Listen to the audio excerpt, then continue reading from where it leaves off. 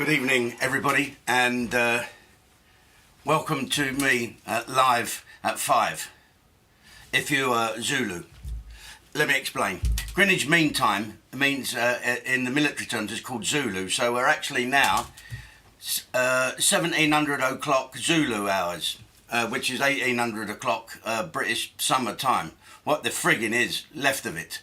As we're stood in here, might as well just be living on vitamin D tablets. It's beautiful out, but we can't go out unless you're a professor. We'll come to him later. I've been getting up and watching Good Morning Britain again now. Piers is off. I hope he's okay. I wouldn't wish an illness on anybody, but oh, blimey.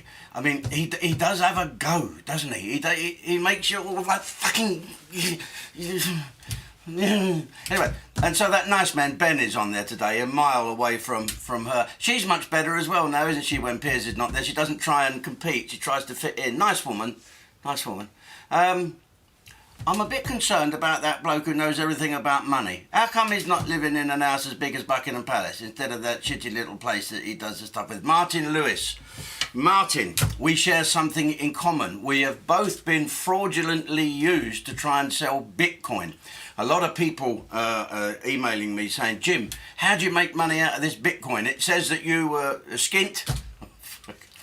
And now you're a millionaire, Rodney, because of Bitcoin. Well, folks, it's all bollocks. It's nothing to do with me. And I spoke to Henry, my lawyer, and his words were, it's very difficult to find who these people are. And in fact, how would we get any recompense from them? So, pay no attention. It's not me advertising it. But if you're someone who does Daz or Omo or whatever, washing powder is, and you need someone to do an advert, why would these worldwide criminals pick me? Because, right, moving on. Yeah, so back to GM. Everybody's doing stuff online now. I had a Zoom thing last night. I actually got pissed last night. I'm suffering. Shut up, dog. I'm talking to the nation. My dog is barking now because I swore. Just because I said I'm pissed. Get that. Yeah, so on comes Commodore Richard Powell, my old friend and his wife, from their new house. And we sit there, Michelle and I, drinking. Oh, that cheers. Drinking, talking to a little split screen. And you're not looking at someone because they look like that, don't they? How are you? What are you fucking talking to? They're looking over your shoulder, aren't they? So we ended up pissed as a fucking fart. And I decided, because I'm now a cordon bleu chef, to cook, what's that fat chef who eats butter's name? What's his name? James Martin. James Martin, yeah. The other day, in the Highlands and Islands thing, or one of his programmes, which is supposed to be his kitchen or his back garden, he's doing really well, isn't he? Eh? He's got a big green egg. I've got 2. Anyway, so he made a sausage thing, with beans, okay? And so I decided to do it after drinking half a bottle of gin, 10 bottles of wine, 3 bottles of scotch, and zooming to the Commodore and his and so off. Fucking dog. So Mitch, you'll have to bite the postman. He don't look up to it. So then I decided to try and cook, and it was absolute shit. And she said, "This is shit." So I went to bed, humpy. Pissed. I don't know, I woke up in some strange bed. And my sleeping arrangements have gone mental now. So last night I went to bed about 9:30.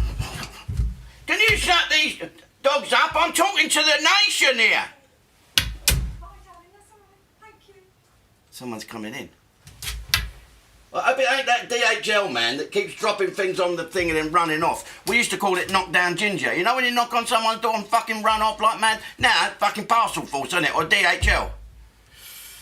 Unbelievable. I've learned 4 different languages having to sign for things. Please, you'll send for this. Right. I forgot where I fucking was now. I've totally lost the thread. Let me start again. Good evening. Here we are. I think Mac Pro. Very good. So, let me just say about watching GMTV and getting pissed while zooming. Last Thursday we had a quiz with my kids and I was the quiz master, and I got pissed then too. I just can't bear it. I don't like getting pissed really, because what was that? Was that a laugh? I can hear you. Don't worry about that. Anyway, so let's get back to this situation. And they say after the lockdown, and this is interesting because I think the government have got to make an announcement this Thursday, or they've got to have a meeting this Thursday. Constitutionally, they've got to do that. But have you noticed that the PM is not speaking till Sunday? So we've got Thursday to listen to, oh, fuck, are we still in lockdown? Friday to go mad, Saturday to sort of get over it, and then the PM, when we're all calmed down, is going to come and say, look, you know, we've got to what we're going to do is we've got to stay in and do more. Well, we fucking haven't got to stay in.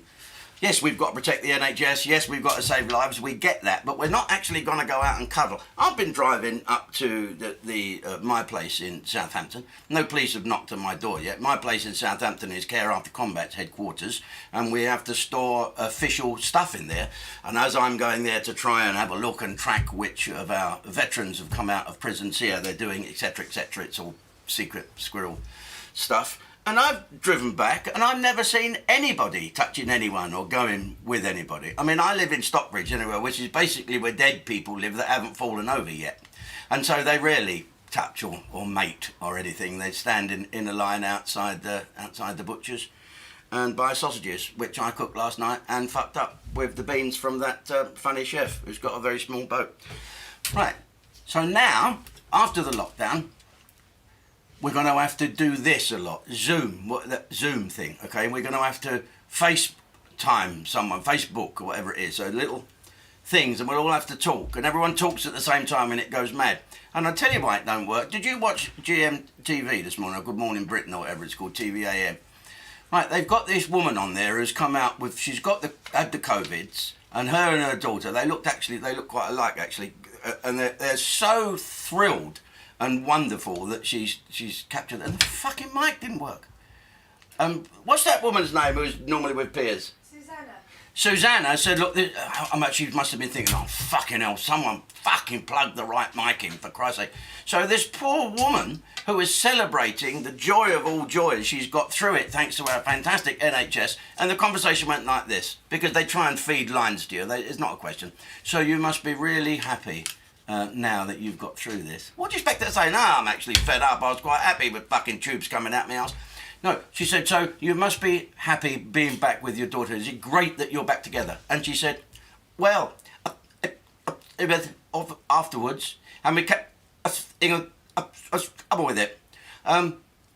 NHS are fantastic. And all people on Twitter having a go at ants. Up with it. So poor old Susanna. Seriously, she had to say, look, this is so important, we'll have to get you back on another line. And they did. But we seem to be having problems with the connections this morning. No, we have connections speaking to people on fucking televisions. It's not right. Do not make this the norm. We heard. That's what we do. So let's work out a way to stop all this bollocks. Let's get back out and live our lives. As I said last week, we can't give up our lives to prevent death.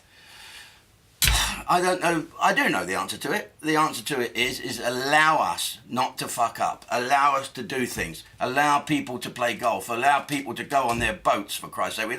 What do you think we're going to do? Go and moor up in the middle of the Solent and have a fucking orgy?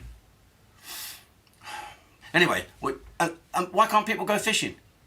Why can't we do these things? And we're talking about getting the football clubs back to play. Let's, for Christ's sake, it's all right getting us back to work, Prime Minister, and we want to get the economy up. But we can't just let us out of our hovels to go and work and then we're not allowed to fucking do anything. So you finish work, go back and sit in EMTV, Ears Morgan, or throw out of it. I just don't get it. I also don't quite get why people, and I thought I do get it a bit, people on Twitter, trolls, you know what it's all about? It's politics. You get the sad little geeks that sit there and hate everybody. But there are certain people who look quite sensible in their profiles, but they're absolute fucking morons because they have a go personally, and it's all those toff Tories. Is this what the Labour Party has become? Listen, I'm a working class bloke. I know what it's like to drink Blue Nun and fuck fat birds. Don't you worry about that. I've been rich and I've been poor. Rich is much, much better.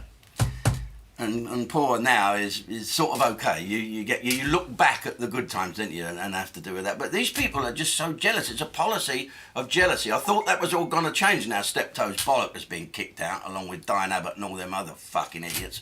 And we've got Queer Starmer. What did I just call him? Keir Starmer, who I think's great.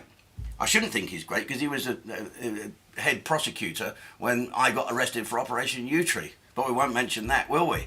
No, never charged, never done anything, no further action.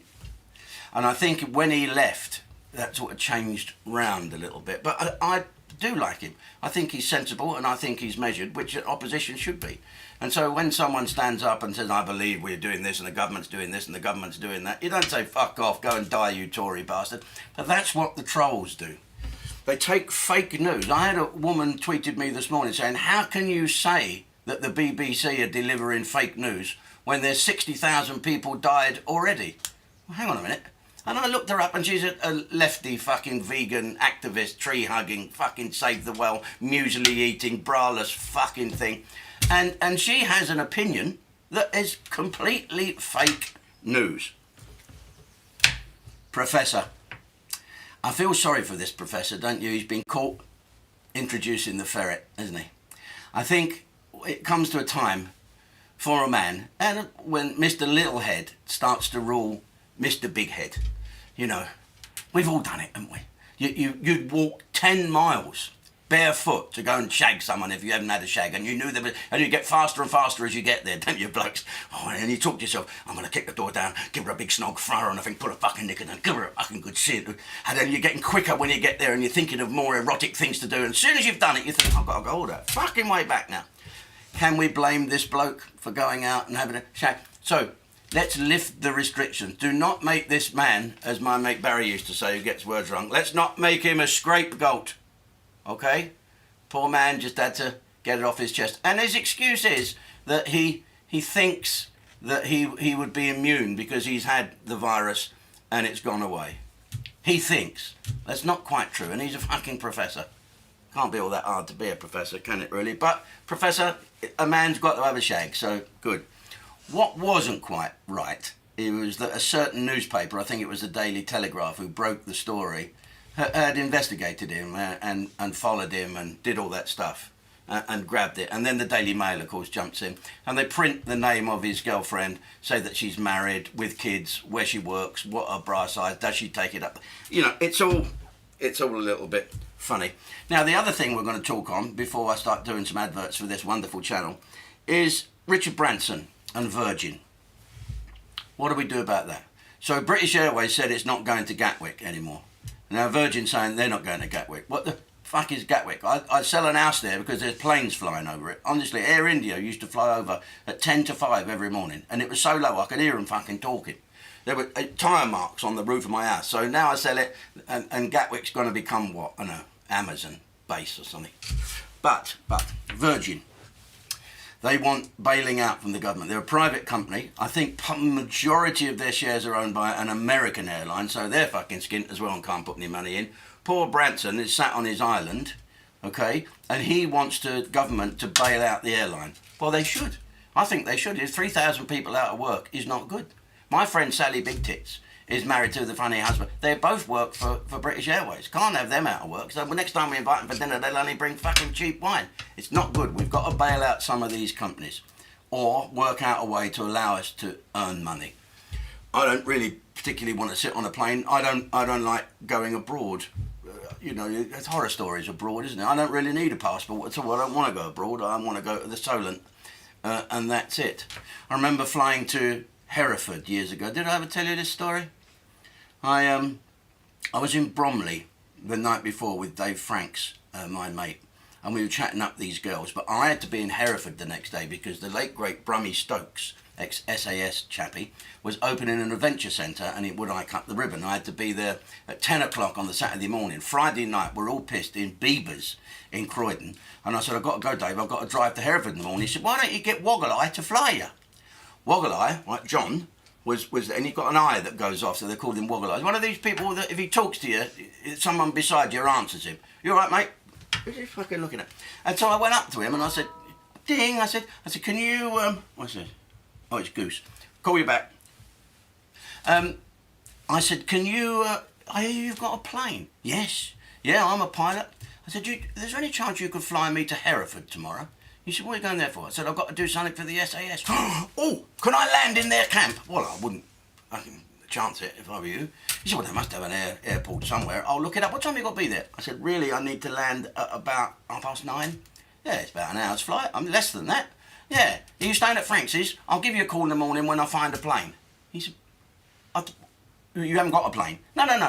When you pilot like me, you just hire one. It's like hiring a car. So we go back to Frank's and play hide the sausage with these two slappers.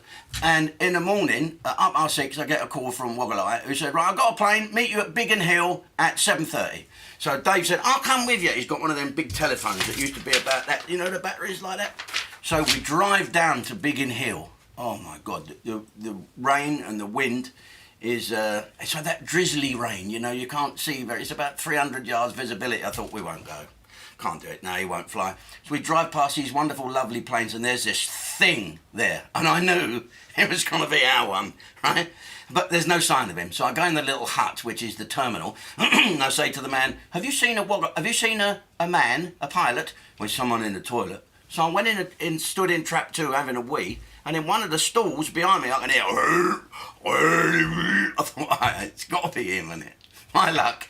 Out he came, his good eyes all red, the other one's going on fucking tic-tac-toe, he's got the flying jacket on, he looks the part, but he's, oh. I said, you all right? Better out than in, eh? And we walk out past all these great planes and we get in this shit thing. Dave Franks is as white as fucking like that. And he gets in the back with his big phone. I sit in the front and I'm looking down the runway and it's a humpty back runway. And there could be a fucking anything. There could be a boot sale going on and it's raining. And I've looked at the dashboard and someone's broke in it looked like, and nicked the cassette player out. There's a big square hole with 2 wires like that. There's all froth coming in round the seals. It's little plane, fucking freezing. And then he gets a microphone, which is about this big, clips it off the thing. He's got no earpiece, he's got a little speaker. And he went, Biggin Hill Tower, this is Golf Victor Bravo Tango. Biggin Hill Tower, this is Golf Victor Bravo Tango. And he went, over, Tango, over. And he said, Jesus, this is, we're on TVAM again here. And he's now got the book out, How to Start the Plane. Click, click, click, and he hits this button. The throttle is a thing like that, like a fag lighter. And he's other Ango, it attacks, Ango, QNH 1014, anti 800 decimal 4. Right, off we go. And we get to this runway. Dave Franks is silent. My arse is gripping the seat. Woggle-Eye's eyes, one's looking at me, the other one's looking at Dave Franks. I'm looking at the dashboard thinking, concentrate before I have a fucking heart attack and die. And I know a bit about navigation, right? So I looked at his compass. Now, on a dashboard of a plane, there's a round thing like that with a plane on it, isn't it? Which the nose points to the direction that you're flying. So the nose was pointing northwest. And he's got a stick-on Halford's compass that's pointing northeast. Oh, fuck. He's lined them up for his eyes. Jesus. So now, ready. And he lets the handbrake off. We're crawling along this runway, getting faster and faster and faster. I am shitting myself. Dave Franks is now passed out, I think. Woggle-Eye's sweat is pouring off him. Tic-tac-toe's going like this. And as we start to go up, I thought, oh, Jesus, we're going to... He turned to me, and I swear to God, and said, I haven't done this for a while. So I said, where's the charts? Where's the maps? Which way are we going? Maps? Maps? He said, we don't need maps. We're going to go round the M25, down the M4, over the bridge and up the River Wye. Oh, well, honestly, we went round the M25. We didn't just go, we went round the M25, okay? There were cars going faster than us, I swear to God. We're about 800 foot, it's windy and drizzly, and suddenly he said, right, here we go, this is the M4, off we go. And so we turned to port a bit, and off we went down the M4, and I could see the Isle of Wight. I said, are you sure we're on the M4? We're on the fucking M3. He's gone down the left eye. The right eye is on the M4. Now we're fucking lost. And we're going round and round trying to find out where we were. We get a bollocking from Heathrow that's called us up, unidentified plane. And Franksy said the first words he said since we took off, "Here's Waitrose." So we knew where we were. And so off we went over to, oh, this is so scary. Have you ever driven past the services at Swindon? There's a big pole, isn't there? Like that. Well, I could see it coming like this. And I'm sort of backing away from it as we're approaching it at 72 mile an hour.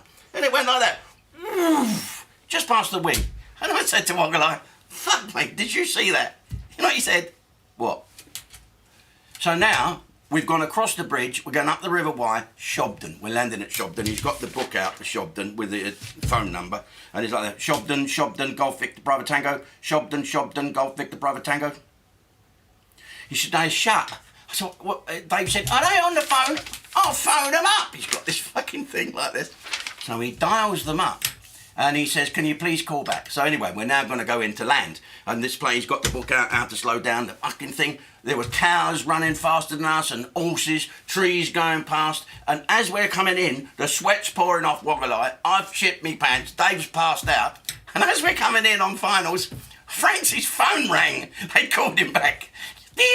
Up we fucking went, down we went, bounced, landed, bounced, bounce, and eventually they called us on the radio. Golf Victor Bravo Tango, you landed at 9:22, 9:23 and 9:24. Well, I've never been so pleased to get off a plane in all my fucking life. Franksy got back on and flew back because he was going to see this bird in Bromley, and they had to do an emergency landing at Brize Norton, where they were clapped in irons and the red arrows were prevented from taking off. People wonder why I don't need a passport, because I don't like flying. Anyway, Prime Minister, sort Virgin out, sort this lockdown out, let us enjoy ourselves. We won't let you down. God bless the NHS. Stop slagging our government officials off, please, you journalists, and stop asking them stupid fucking questions at the briefings at 5 o'clock, especially you, Peston, and wash your hair, you scruffy looking fuck. You look like a big issue salesman. Okay, folks, I'll see you, and we're not going to do Sunday because Prime Minister's talking and we've got to soak that all up, so we'll do Bank Holiday Monday. Okay, I'm off. See ya.